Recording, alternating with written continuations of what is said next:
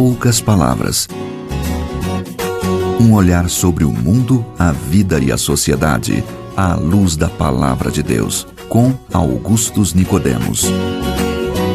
Está entrando no ar mais uma edição do nosso programa Em Poucas Palavras, já na sua 4ª temporada, um programa da Primeira Igreja Presbiteriana de Goiânia, gravado nos estúdios do Seminário Presbiteriano Brasil Central. Eu sou Natsan, apresentador do programa, comigo o nosso comentarista, pastor Augustus Nicodemos. Natsan, o programa de hoje é um programa que trata de um assunto extremamente delicado, não é verdade? Com certeza, algo que está incomodando e pode ser que muitas de nossas ouvintes devem estar enfrentando algum desses problemas. A minha saudação a todas vocês, queridas ouvintes do nosso programa. Fique atenta porque o programa de hoje trata de um assunto da maior importância. A nossa oração é que você não precise das respostas que nós vamos dar aqui. De qualquer forma, preste atenção, ouça em oração e peça a Deus graça e misericórdia com relação a esse assunto tão importante que tem a ver com casamento e separação. Exato.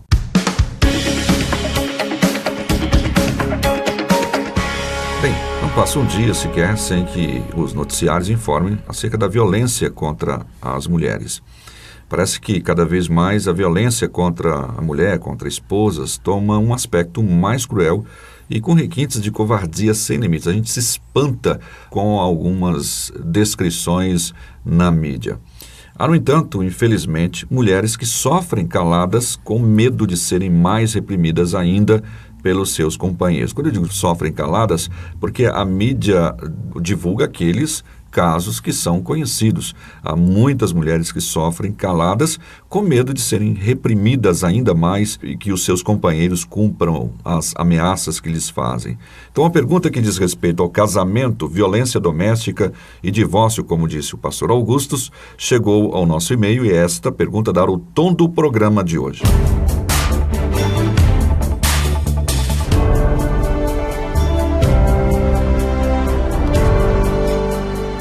Pastor Augustus, Thomas Jefferson, não é o presidente americano na história não, viu?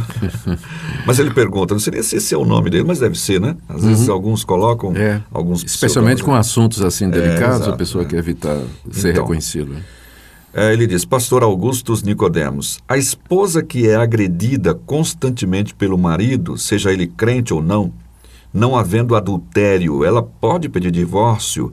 E ainda a Bíblia não destaca este aspecto como motivo para o divórcio, apenas a questão do abandono e do adultério. Então, como é que fica essa questão da violência doméstica? Pensando se uma mulher que é agredida, não é, fisicamente, se ela pode pedir divórcio e casar uma segunda vez. Exato. Ele está pensando aqui, acredita assim, ele é crente ou ela é crente, né, e não quer ir contra aquilo que a Bíblia diz. Né? Isso. Vamos começar lembrando o que é o casamento. O casamento é uma instituição divina, ela não é criação da sociedade ou de uma convenção humana, mas foi estabelecido por Deus na criação, quando criou um homem e uma mulher, os abençoou e disse, sede frutíferos, multiplicai, enchei a terra e dominai sobre ela.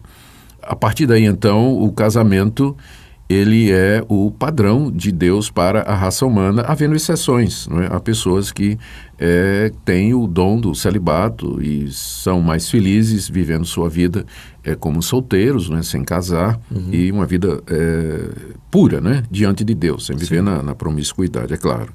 Mas o casamento é uma instituição divina, tem o aval de Deus, o selo de Deus, e o plano de Deus, desde o início, é que essa união ela fosse perpétua, né? Até que a morte os separe de fato. Deus determinou os papéis do homem e da mulher. Ao homem caberia a liderança, a proteção, a provisão, e à mulher o companheirismo, a ajuda, não é? A solidariedade e a participação na constituição da família e na criação dos filhos junto com seu marido. O pecado entrou no mundo logo depois da criação. É o que nós lemos no livro de Gênesis, né? O relato está aí da criação, capítulos 1 e 2, e da queda, capítulo 3. E com a entrada do pecado no mundo, houve a separação do homem e Deus e também do homem e do seu semelhante. O pecado trouxe efeitos devastadores para o casamento. Aquilo que era ou que tinha sido planejado para ser uma relação de benefício mútuo, de companheirismo, de alegria, felicidade, prazer, acabou sendo eivado dos efeitos do pecado, tais como discórdias, desentendimentos, rancores, mágoas, amarguras e, finalmente, até mesmo a agressão, né? A agressão verbal e física acontecendo no âmbito do casamento. Deus enviou seu Filho, Jesus Cristo, para ser o nosso Redentor. Na cruz do Calvário, ele pagou o nosso pecado e, ao ressurgir dos mortos, ele venceu a morte e o pecado e enviou o Espírito Santo. Pelo poder do Espírito Santo, o nosso casamento pode ser aliviado dos efeitos do pecado. O poder de Deus nos capacita a perdoar, a compreender, a nos dar, doar, ceder e conviver juntos mesmo no meio das diferenças, não é? Então, há uma criação, houve uma queda, mas há também uma redenção. E é nesse contexto que entra a questão do divórcio, que não era o plano original, não era o projeto original. O divórcio é mostrado na Bíblia como sendo uma concessão de Deus por causa da dureza do nosso coração. Isso. Porque, apesar da redenção que há em Cristo Jesus e da atuação do Espírito Santo, aqui nesse mundo nós não seremos ou não ficaremos livres da corrupção do pecado em nosso coração. Então ela permanece, essa corrupção permanece. Marca todo esse... Né? Todo esse relacionamento, né, mesmo de crentes, ainda é marcado pelo pecado, não é? Pessoas que temem a Deus, que foram regeneradas, justificadas, perdoadas, têm o Espírito Santo, ainda assim, de vez em quando a carne prevalece e vem amargura, ódio, rancor, desentendimento, egoísmo, agressões e coisas dessa natureza, não é? Então, diante dessa realidade da queda humana, ainda que em casos de casais crentes, a palavra de Deus permite o divórcio por causa da dureza do coração. E como o nosso ouvinte aí corretamente identificou, essa permissão acontece em duas situações. Em primeira, no caso de adultério, como Jesus Cristo nos ensina lá em Mateus 18, não é? Quando ele fala de relações sexuais ilícitas, não havendo relações sexuais ilícitas, se você se separar e casar de novo, você comete adultério.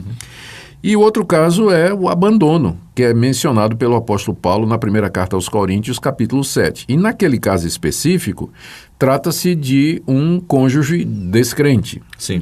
Então, se o descrente quiser ir embora e abandonar a parte crente, então ele pode fazer isso, né? Ele vai fazer isso, e a parte crente que foi abandonada, ela então pode divorciar-se. E pelo que Paulo diz, ela não está sujeita à escravidão ou à servidão, o que é interpretado como sendo uma liberdade para contrair novo matrimônio, desde que seja no Senhor. E parece que complica um pouquinho mais a situação, porque no caso, bom, se ele é o descrente e age com violência e não quer ir embora, então parece que então você fica, né? Pois é, aí é que está.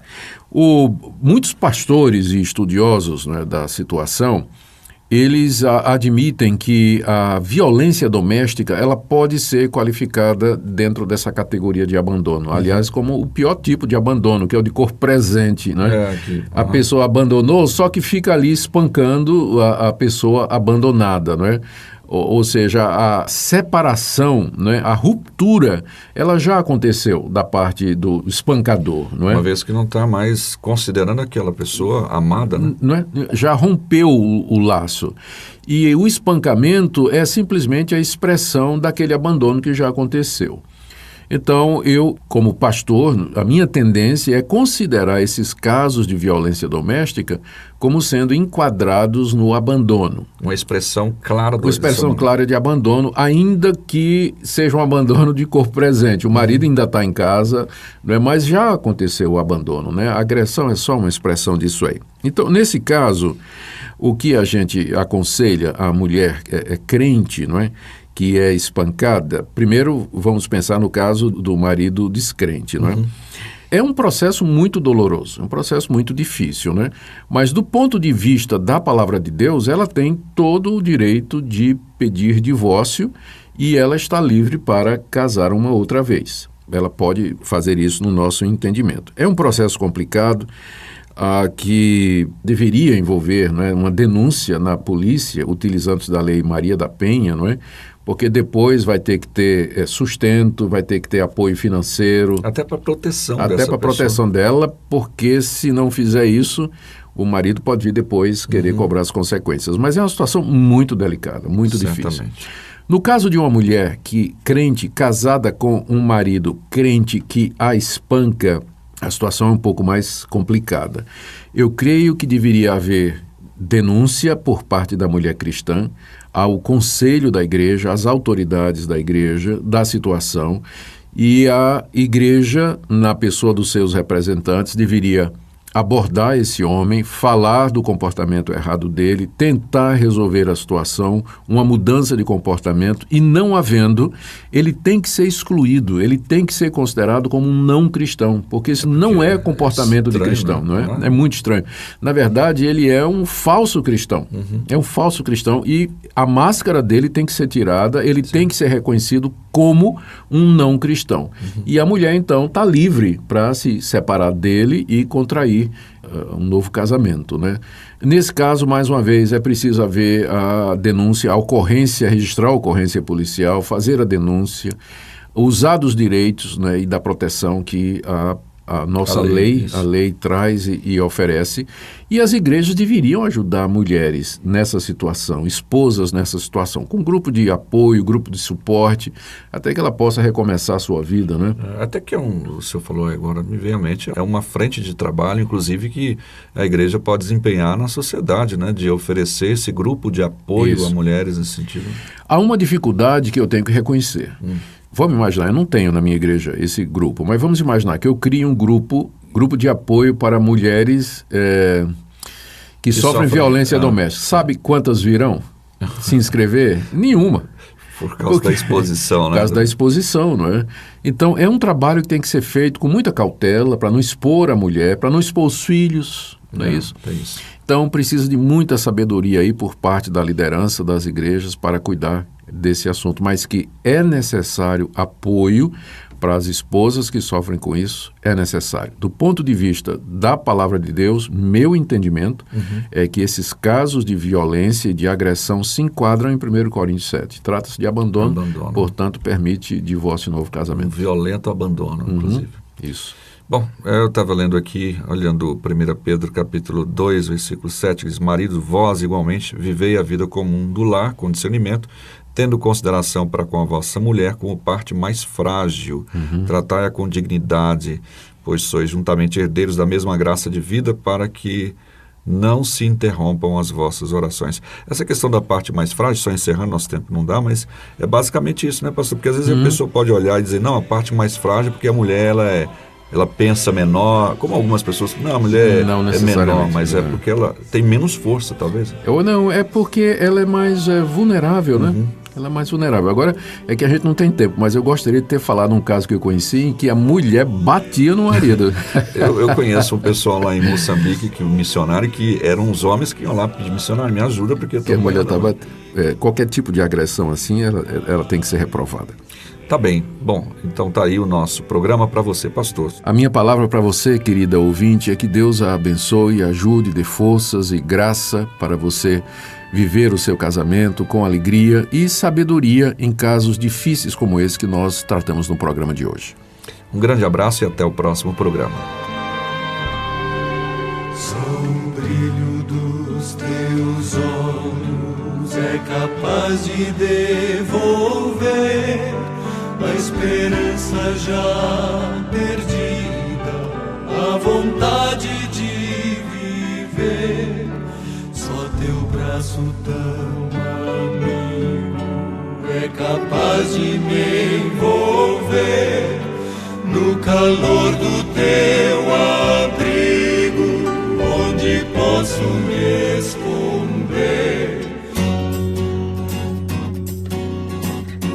Em poucas palavras, um olhar sobre o mundo, a vida e a sociedade, à luz da palavra de Deus. Apresentação: Nadson Matias. Comentário: Augustus Nicodemos. um programa da Primeira Igreja Presbiteriana de Goiânia, Rua 68, esquina com 71 Centro. Visite o nosso site www.pipg.org.